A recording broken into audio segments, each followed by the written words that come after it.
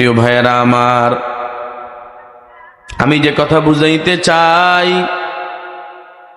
আল্লাহ রাব্বুল আলামিন আমাদেরকে বানাইয়া একটা সুন্দর ধর্ম দান করলেন। আল্লাহ বলেন, ইন্নাদ-দীনা ইনদাল্লাহিল ইসলাম।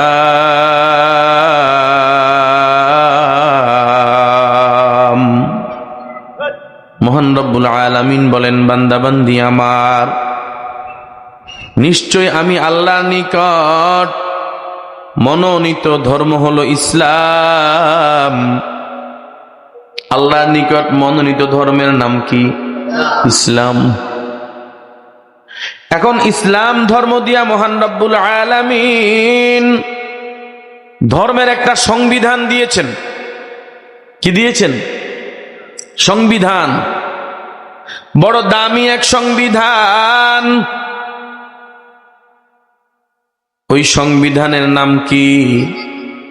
জোরে কোন। আল কোরআন। কথা বলেন, ঠিক না বেঠিক? অনেকে তো গণতন্ত্রের সংবিধান বানায়, এখন ওই লেনিন কার্ল-মার্কসের সংবিধান গ্রহণ করে কোরআনী সংবিধানের কথা ভুলেই গেছে। কথা বলেন, ঠিক না বেঠিক? অথচ মুসলমানদের সংবিধানের নাম হলো আল কোরআন। একটু জোর আওয়াজে বলেন, মুসলমানের সংবিধানের নাম কি? এ প্রিয় ভাইরা আমার, এ কোরআন এমন এক দামি সংবিধান। কোরআন যারা গ্রহণ করে আমার আল্লাহ তাদেরকেও দামি বানায় দেয়। সুবহানাল্লাহ। এই কোরআন যারা পড়ে আল্লাহ তাদেরকেও দামি বানায়। সুবহানাল্লাহ। এবং এই কোরআন যারা পড়ায় আমার আল্লাহ তাদেরকেও দামি বানায় দেন। আজকে যারা এখানে আসছেন, আপনারা যদি নিয়ত করেন আমি কোরআন থেকে কিছু শিখব, তাহলে আপনি আজকে এখানে কোরআনের ছাত্র হয়ে গেলেন। সুবহানাল্লাহ। লাভ হবে কি? এই নিয়তটা যদি করে আসতে পারেন, এই তিনটা ধরে শোনো, এদিকে আয়, বুঝছি তখন এদিকে আসো। 30,000 বার যাইব আর 30,000 বার আইব, মানে শয়তান শুধু নিব আর আনবো। তোমরা আর উঠতে পারতে না এসার আগ পর্যন্ত, ঠিক আছে? উঠলে কিন্তু এতগো বিচার আছে, সালিশ আছে। কথা কারণ ঠিক নেই। ইগুন নিয়ন্ত্রণ হয়ে গেলে দেখবেন শয়তান এমনি সোজ হয়ে যাবে।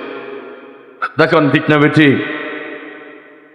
মুসলমান ভাইয়েরা আমার, দেখেন, আপনি যদি নিয়ত করতে পারেন কোরআনের ছাত্র হয়ে যাবেন, তাহলে আপনি আসতে যদি নিয়ত না করেন, এখন বসেও যদি নিয়ত করতে পারেন, যাওয়ার পথে আল্লাহ পাকের নূরের ফেরেশতারা আপনার পায়ের নিচে নূরের পর বিছায়া দিবে। আমার কথা নয়, নবীজির হাদিস। ও মুসলমান ভাইয়েরা আমার, এবার আমরা কোরআনের ময়দানে আসলাম। এই কোরআনের মজলিসে যারা আসে আমার আল্লাহ তাদেরকেও দামি বানায় দেয়। সুবহানাল্লাহ বলবেন না? কত দামি বানায়, কত দামি বানায়। এটা ঘটনা বললে আপনারা বুঝতে পারবেন। ও মুসলমান ভাইয়েরা, দারুল উলুম দেওবন্দ মাদ্রাসা আজ থেকে অনেক বছর আগে ছিলেন দেওবন্দ মাদ্রাসার মুহতামিম ছিলেন আল্লামা কারি তৈয়ব সাহেব রহমতুল্লাহ আলাই। অনেক বড় বুজুর্গ আলেম ছিলেন। দেওবন্দ মাদ্রাসার 55 বছরের মুহতামিম ছিলেন একটানা তিনি। কত বছর? দেওবন্দের অদূরে বৌদ্ধ অর্থাৎ গ্রাম্য এলাকায়,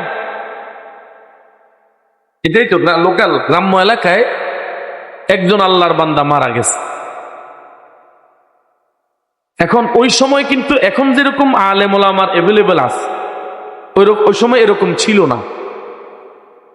দূর দূরান্ত পুরা 2-3 অঞ্চল মিলে একজন আলেম, একজন মোল্লা মুন্সি পাওয়া। যে এলাকায় মারা গেছে একজনও জাননেওয়ালা নাই।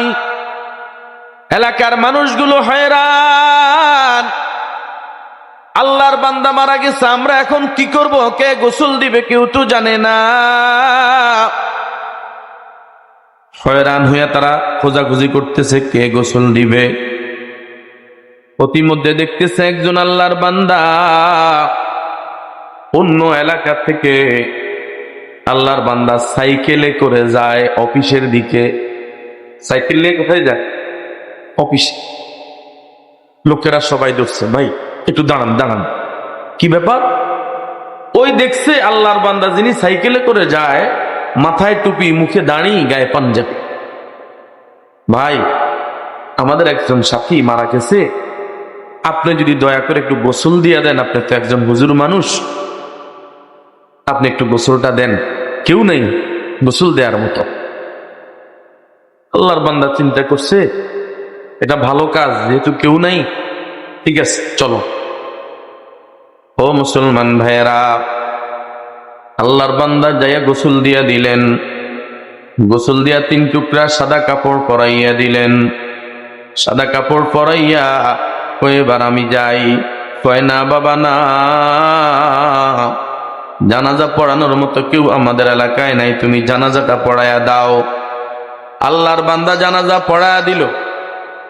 জানাজা পড়াইবার পর লোকেরা ধরল, হুজুর কষ্ট করছেন, আর একটু কষ্ট করেন, সহযোগিতা করেন। আরে ভাই, আমার অফিস টাইম চলে যাচ্ছে, দেরি হয়ে যাচ্ছে, এমনিতেই দেরি হয়ে গেছে। হুজুর ভয়ে কবরে কেউ নামবে না, আপনি যদি না নামেন কেউ নামবে না, সবাই ভয় অস্থির, কবরকে সবাই ভয় পায়। আমাদের সমাজেও কিছু লোক আছে কবরের ভয় পায়, আসেনি? যুব সমাজ আছে দেখবেন কবরের জীবনে ভয় পায়, রাতের বেলা যখন একা একা যায়, তো হাতে কবরের ভয় দূর করবো কেমনে, হাতে গান গায় জোরে জোরে, কথা কয় না, যেন ভয় না লাগে টেল্লাই। অথচ দরকার ছিল সে দোয়া পড়ার, দোয়া না পড়ে ওই দোয়া তো শিখে নাই, শিখছে গান, তো মুখে দি গান। কথা বলেন ঠিক না বেঠি? অনেক আল্লাহর বান্দা আমি দেখছি বাবার কবরে সন্তান নামে নাই, বাবার কবরে সন্তান নামে নাই, চাচা নামে পুতে, যে বাবা মা যার সন্তান যার বাবা মারা গেছে, সে আরেকজনকে দেখায় আর কি, কাকা হান্না একটু নামেন। এই বাবা তোমারে কষ্ট করে লালন পালন করছে, আজকে তুমি বাবার শেষ বিদায়ে বাবার তুমি কবরে শোয়াইতে পারবা না, তোমার মতো কপাল পড়া সন্তান আর হতে পারে না। কথা বলেন ঠিক না বেঠি? প্রিয় ভাইয়েরা আমার, এবার আল্লাহর বান্দা তাদের কথা শুনে কথা মতো কবরে নামলেন। কবর নাইমা আল্লাহর বান্দারে কবরে শোয়াইয়া মাছ দিয়া বরফ দিয়া দাপন কার্য শেষ হইরা আল্লাহর বান্দা এবার রওনা দিলেন অফিসের দিকে। অফিসের গেটে যাইয়া দাঁড়াইলেন। দারোয়ান বলে, স্যার আপনার দেরি হলো কেন? আপনার আইডেন্টিটি কার্ড আগে জমা দেন। বুকে যায় দেখায় এখানে ঝুলানো ছিল, কোন ফাঁকি দিয়ে আইডেন্টিটি কার্ড পড়ে গেছে। হয়রান হয়ে গেছে, হায়রে এখন কি উপায় হবে? আচ্ছা ভাই, আমি তো পাচ্ছি না, আমি একটু আসি। আল্লাহর বান্দা চলে গেছেন রাস্তা দিয়া দেখতে দেখতে, রাস্তায় কোথাও পড়ছে কিনা পথে, না কোথাও পায় নাই। চলে গেলেন ওই এলাকায়, লোকজনকে ডাক দিয়া বললেন, রে ভাই, একটু আগে আমি তোমাদের উপকার করলাম, আমি তোমার এই আল্লাহর বান্দারে আমি গোসল দিলাম, জানাজা পড়াইলাম, দাফন করলাম, এখন আমার একটা সর্বনাশ হয়ে গেছে, আমার আইডেন্টি কার্ডটা পড়ে গেছে, মনে হয় কবরে পড়ছে, কবরের মাটিগুলো খোদাই করে একটু দেখা দরকার। এলাকাবাসী চিন্তা করছে, একটু আগে আল্লাহর বান্দা আমাদেরকে উপকার করছে, এখন তার উপকারে আমরা কাজ করা দরকার। সবাই মিলে কয়, চলো আমরা কবরের মাটিগুলো খোদাই করে দেখি আল্লাহর বান্দার আইডেন্টিটি কার্ড পাওয়া যায় কিনা। যখন লোকেরা আবার কোদাল নিয়া খন্তা নিয়ে আসলো, ওই আল্লাহর বান্দার কবরের মাটিগুলো 2-3 কোপ দিয়া মাটি আস্তে আস্তে সরানি আরম্ভ করলো। যখন মাটি সরাইতে আরম্ভ করলো, দেখা গেল আল্লাহর ওই বান্দার কবর আল্লাহর কুদরতি নূরের আলোতে আলোকিত হয়ে গেছে। কবরের ভিতর নূরে ঝলমল করতেছে। এবং শুধু তাই না, কবর থেকে মেশক আম্বরের ঘ্রাণ বের হয়। সুবহানাল্লাহ বলেন। লোকেরা হয়রান, একটু আগেই তো দাফন করলাম, সাথে সাথে এমন অবস্থা। কি ব্যাপার, কি ব্যাপার? কেউ কোনো ব্যাপার খুঁজে পায় না, কারণ খুঁজে পায় না, আমল খুঁজে পায় না। বলা বলি আরম্ভ করছে, কি রে এমন কেন হলো? আল্লাহর বান্দা কি এমন আমল করছে যে আমলের কারণে মাটি দেওয়ার সাথে সাথে এমন তার সৌভাগ্য? ও মুসলমান ভাইরা, এই খবর ছড়াইতে ছড়াইতে ওই দারুল উলুম দেওবন্দ মাদ্রাসা পর্যন্ত খবর চলে গেছে। ওই সময়ের যিনি মুহতামিম আল্লামা কারি তৈয়ব সাহেব রহমতুল্লাহ আলাইহি খবর যাচাই করার জন্য একদল ছাত্রকে নিয়ে ওই এলাকায় চলে গেলেন। ওই এলাকায় যাইয়া ঘটনা যাচাই করে দেখলেন, বাস্তব কবরের মাটিগুলো যারা নূরে ঝলমল করতেছে, মেশক আম্বরের ঘ্রাণ বের হচ্ছে। হুজুর ডাক দিয়া বললেন, রে ভাই, এই লোকটার বাড়ি কোথায়? এই লোকটার বেঁচে কে আছে? আপন কে? আমাদেরকে সংবাদ দাও। ও মুসলমান ভাইরা, লোকেরা বলল, হুজুরে লোকটার দুনিয়াতে তেমন কেউ বেঁচে নাই, স্ত্রীও মারা গেছে, সন্তানাদি একটা মেয়ে ছাড়া আর কেউ তার দুনিয়াতে নাই। কোথায়? ওই দেখেন এই ঘরে, এখানে একটা ঘর আছে, ওই ঘরে মেয়েটা বাস করে, বসবাস করে থাকে। হুজুর ঘরে গেলেন, ঘরে যা ডাক দিয়া বললেন, রে মা।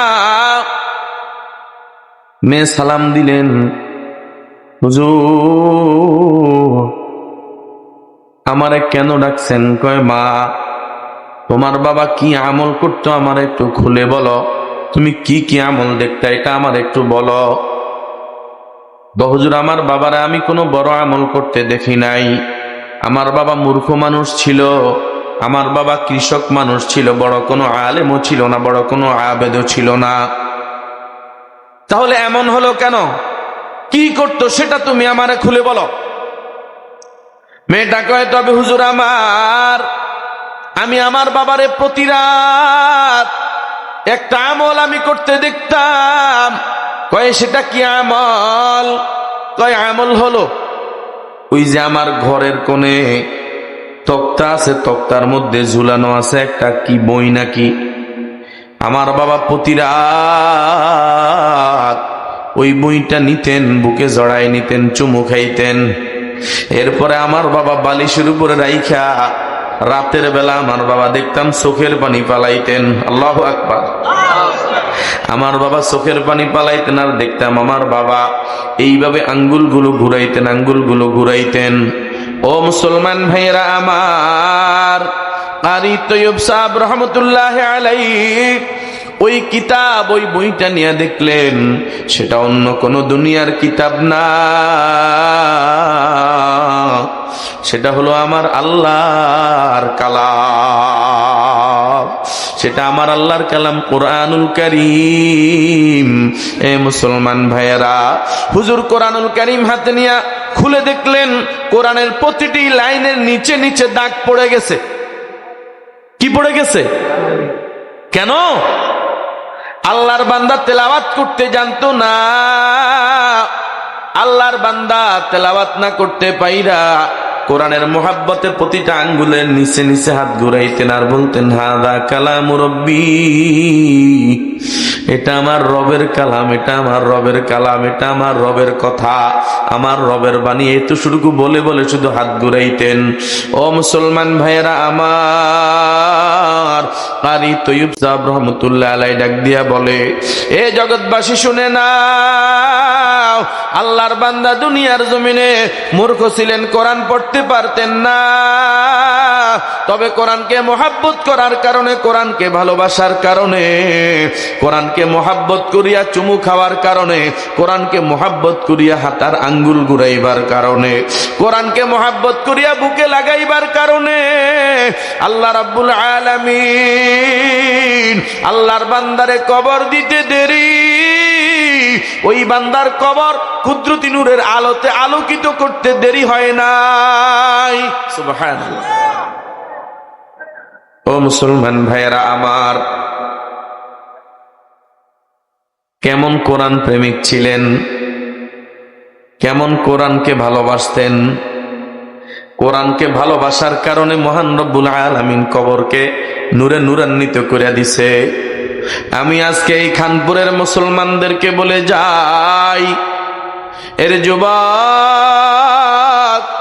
এ বৃদ্ধ বাবা, এখনো সময় আছে। কোরআনের ভালোবাসায় কোরআনের মাহফিলে আসো। তুমি যদি এখনো কোরআনের মাহফিলে আইসা, তুমি যদি আখিরি মুনাজাত দিয়া জুরি বাড়িতে যাও, আমার আল্লাহ পাক রব্বুল আলামিন তোমার জিন্দিগির সমস্ত গুনাহ ক্ষমা কইরা আল্লাহ তোমার নূরের জান্নাতের মেহমান বানাইয়া দিবে।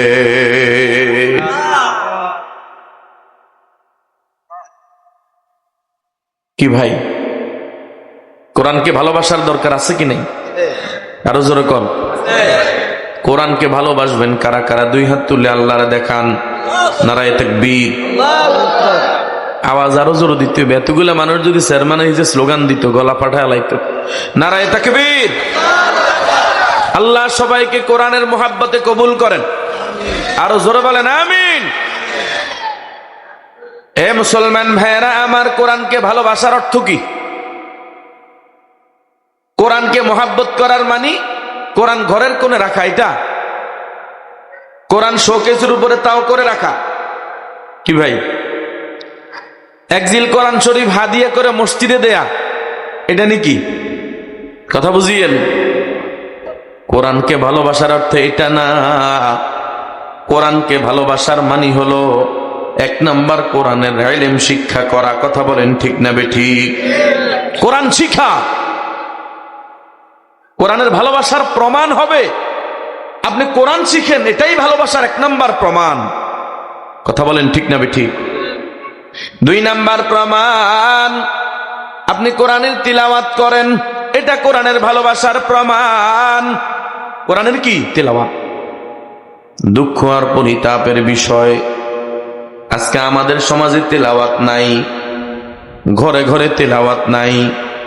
ও মুসলমান, আগে সকালবেলা ফজরের পর আমাদের ঘরগুলা থেকে কোরআন তেলাওয়াতের আওয়াজ শোনা যাইত।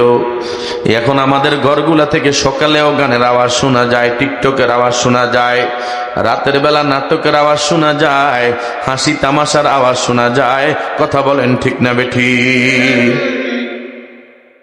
আমি আমার কথা বলি, বহু রাত আমার ঘুম ভাঙছে, ঘুম ভাঙে আমি দেখি আমার মা তেলাওয়াত করতেছে। আজকে আমাদের মায়েদের অবস্থা কি? মায়েদেরও তেলাওয়াত নাই। গজবের এক তিলাওয়াত, মোবাইলের এক চাকরি চলে আসছে।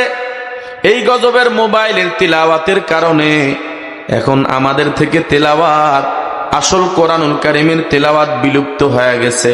কথা বলেন ঠিক না বেঠি? এজন্য ঘরে ঘরে এখন শান্তি নাই।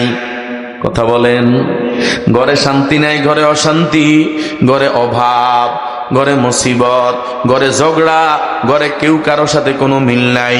স্বামীর সাথে স্ত্রীর মিল নাই, স্ত্রীর সাথে স্বামীর কোনো মিল নাই। একজনে করে 3 জনের সাথে পরকিয়া, আর একজনে করে 4 জনের সাথে পরকিয়া।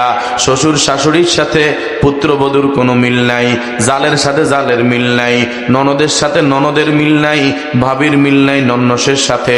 কথা বলেন ঠিক না বেঠি? মিল মোহাব্বত নাই, মায়া মমতা নাই, বরকত নাই, রহমত নাই। কেন? ঘর আজকে বিরান হয়ে গেছে, ঘরে কোরআন তেলাওয়াত নাই। কথা বলেন ঠিক না বেঠিক?